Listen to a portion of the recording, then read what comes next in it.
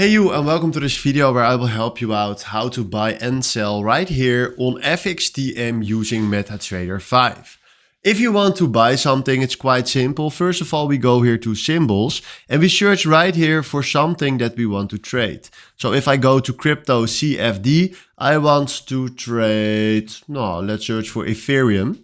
Then we click right here on show symbol, okay, and then right now you see right here Ethereum. So now we can throw this to our chart and now he will show us exactly the timeline and the chart from Ethereum.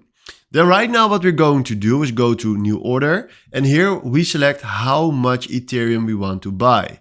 He is telling us that one lot is 5 Ethereum, so you can fill in right here how much Ethereum you want to buy. So not 1, but 0.01 Ethereum now is fine. So then what we're going to do is we can decide if you want to put a stop loss on it by clicking right here and then select which price we want to put a stop loss on. And we can do this for the take profits. But you are interested in how to buy and sell. So then right now we just click right here on buy market. And now we created ourselves a position for Ethereum. So this is exactly how you can buy. And if you want to sell, we go back, new order, fill in how much, and then we click right here on sell order or sell market sell, sorry.